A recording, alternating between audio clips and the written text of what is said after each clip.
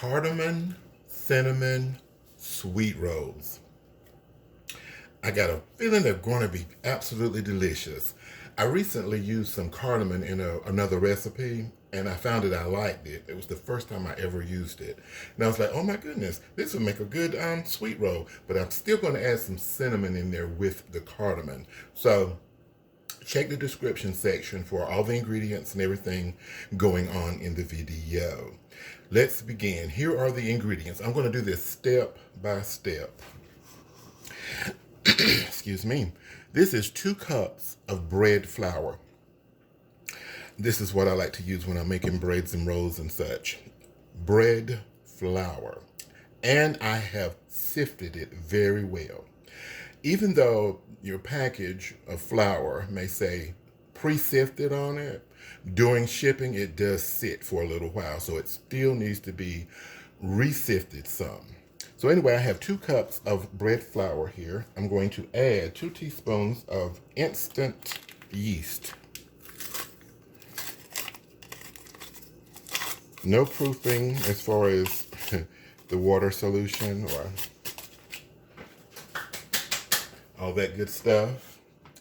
A half teaspoon of salt. 1/4 of a cup of sugar. Now we must bring this together. This is a 1 rise recipe, depending on how warm it is in your kitchen or wherever you place these to rise. For me, it's about 30-35 minutes. They have risen, and it's 1 rise. Okay. I brought that together very well. Now I'm going to add our wet ingredients. That's going to be 1 room temperature egg. This is a large egg. I have 3 tablespoons of melted butter, but cooled down.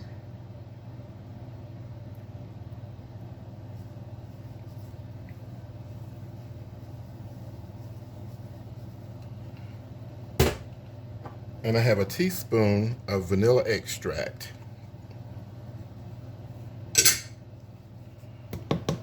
Hit that egg.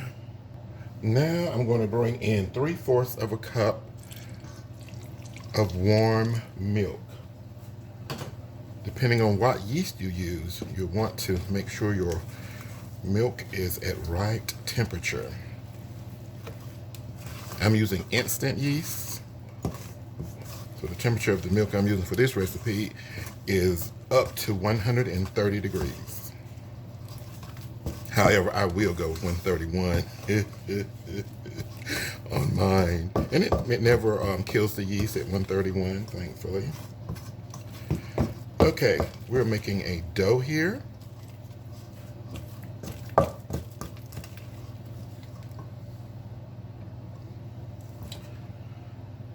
I'm going to put a little flour out on my work surface. The dough has to be kneaded. You can do it by hand or by machine. I'm doing mine by hand, which is going to take me about maybe 6 or 7 minutes, sometimes 8. It just depends on how the flour wants to act that day. As you can see, my dough is like almost soggy. We're just going to add some dry flour to that. And we take all the dough even off of the spoon.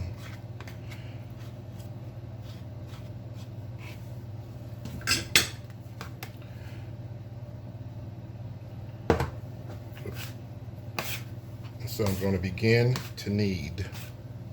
I'm going to work the dough with a little extra flour at the time. At first I put in a couple of tablespoonfuls or a little bit more like that, but then I just put like in a half teaspoon to a teaspoon if I need it, as I'm kneading it.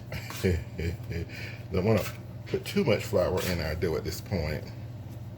As you can see, the dough has changed. It's no longer really soggy, although it is still moist, but I've got to keep playing with it or kneading it until I get it workable, pliable, to to where I can just handle it very, very well. The dough is going to become very smooth. So easy to work with and not overly sticky. So at this point, I'll just be using a little, as the dough absorbs the extra flour, a little bits at the time, it will begin to get a little sticky again. And we're just gonna put a little bit, like a half teaspoon of flour, maybe, you know, 4 teaspoons. I got to get it to the point where I can handle it very well and it won't be too overly sticky. So that's the point of me playing with it at this point.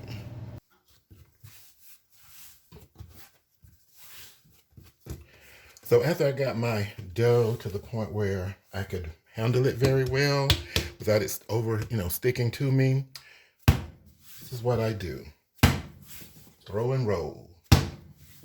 And I do that for about probably 6-7 minutes, sometimes 8. It just depends on how things go. When I get to this point, just make a nice ball, if you will. As you can see, the dough is pliable now. You just throw it around, you have dough. Now we're going to work with the flour a little bit because we have to roll it out. Very little bit of flour on the work surface. I don't think I need that anymore. Now we're going to roll it out into probably about a 9x13, something in that area. You literally can roll it any size you want. Well, as far as the dough will go. It doesn't have to be professional. It just needs to be delicious and edible, right? So just push until you get it pushed out to a rectangular shape. The dough is going to be a little tough, but well put together. But as you can see, the dough will do what you say now because the dough is ready, right?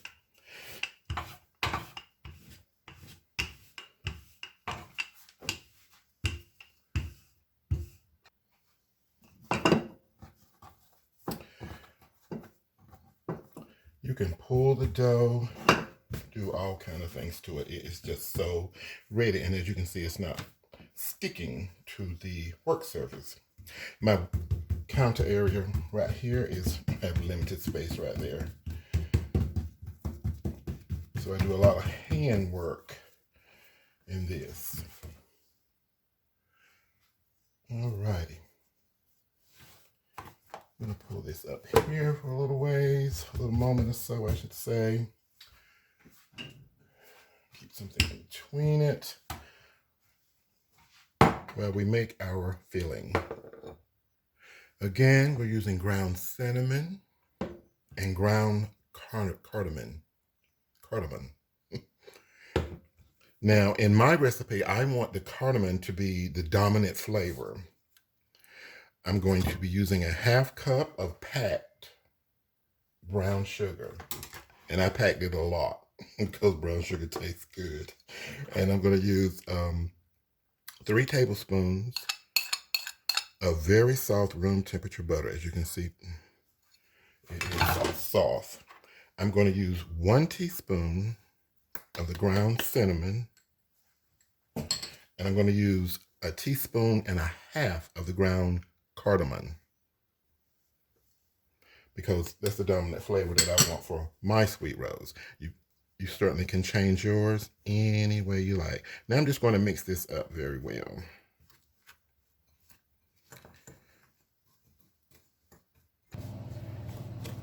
We want this to be a paste.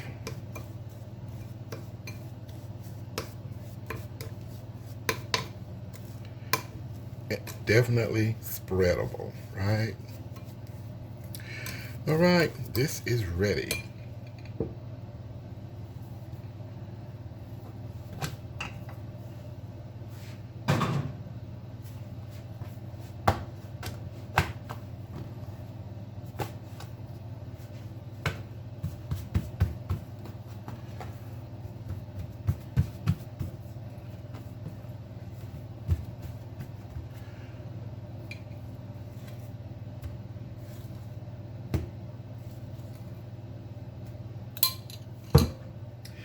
We're simply just going to smear this over our bread here. Okay, I have the mixture spread out on our dough. Now I'll show you the pan that I'm using. I have lined it with some parchment paper, and I've sprayed it lightly with some non-stick baking spray.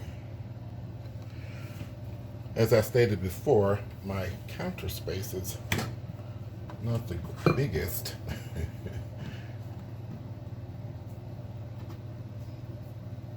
I'm working with what I have here. You want to roll the long way. Roll out the way there. And just roll them in.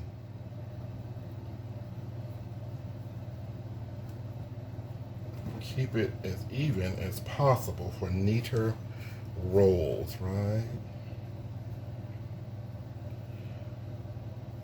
And once you get it in, you want to grab your dough like that, neaten up the end, bring the roll of dough and this flap over layer here of dough together and pinch it. Just simply pinch it.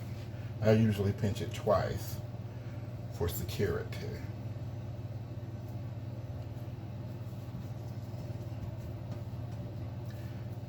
Pinch number 2, just pinching it together to keep it secure.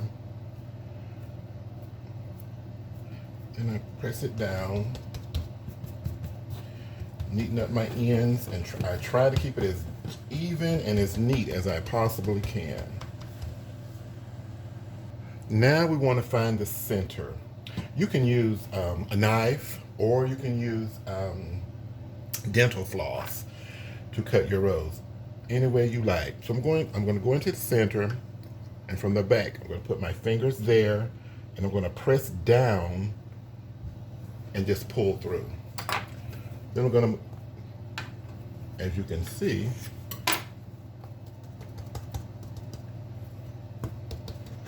I had to go back and cut that little bit, which is perfectly fine. Now I'm going to measure this log and I'm going to make it neat like that. And then I'm going to center. So I'm going to double check to make sure I have it as even as I possibly can, because it makes a difference in the end. I'm going to find my center. I'm going to go down, and I'm going to press a little bit harder this time. There we go. Now I'm going to the center of these 2 rows. I'll do the same thing, press down and cut. So you have the general idea. If my knife was a little bit sharper, that would be great.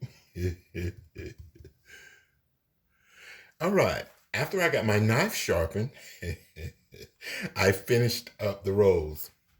So I'm having 8 because I want them large. If you want smaller rolls, you can actually cut these in half and make smaller rolls. I don't want the smaller today. So I'm going to bake these in a preheated 350-degree oven from 25 to 30 minutes. Anywhere within that 25-30 minute mark, your rolls should be ready. If you overbake them, they're going to be tough out here. Overbaking is not good for soft, delicious cardamom, cinnamon, sweet rolls. So into the oven they go. When I said into the oven they go, what I was meaning to say is that I had heated my oven and then turn the heat off. I'm going to put these in my oven that is not on and just slightly warm, right? So that they can do their only rise. After they rise, which takes about 30-35 minutes, then I'm going to put them in the oven at 350 degrees preheated to bake. All right, guys. This is the risen rolls. You can even allow them to rise even bigger than this if you like, or less smaller, it depends on you. I want to be very, very clear that after I make the rolls, get them in my pan and everything like that, what I do is I preheat my oven to 250 degrees Fahrenheit. And when it reaches that temperature, I cut it off. Then I put my rolls in there so that they can rise because the oven is just slightly warm, or at least my oven is. So be very mindful of that. Very careful not to, for the oven not to be too hot. But at 250, when my oven reaches 250, and I turn the oven off, I put my rolls in and they rise. Now, I have the oven preheating to 350 degrees. And they're going to go back into the oven and I'm going to bake them between 25 and 30 minutes. The rolls have baked. I have them sitting out, cooling down, and I'm going to make a simple, quick glaze to pour over top. Okay, I have about 2 cups of powdered sugar in the bowl. I'm going to put in a 1/4 teaspoon of vanilla extract. You can use any flavor you like, really. And I have 2 tablespoons of melted but cooled down butter. And it is salted butter. Now I have some milk here. I'm going to start with 2 tablespoons. And begin mixing.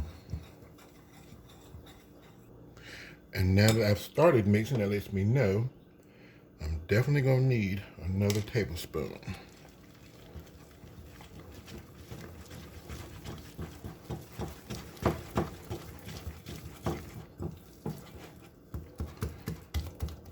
Oops. So I want to make sure there are no lumps. This is the consistency that I want because I have that butter in there, and I want this to sit on top of my rolls for at least 3 or 4 minutes to soften the top of the rolls. But if you like it creamier, more runnier, just add a little bit more milk and it will do that for you. While the rolls are still warm, I'm going to spread this wonderful glaze over them.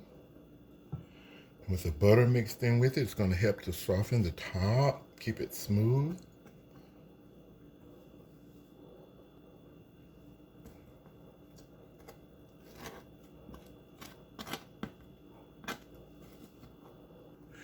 Okay, our rolls are ready. They're still very hot, but at this point you certainly can pull one out and eat it. Okay. As you can see, the consistency of my glaze just went on perfectly. We have yummy, yummy cardamom cinnamon rolls, or cardamom cinnamon sweet rolls, any name you want to call it. Thank you so much for watching. Enjoy.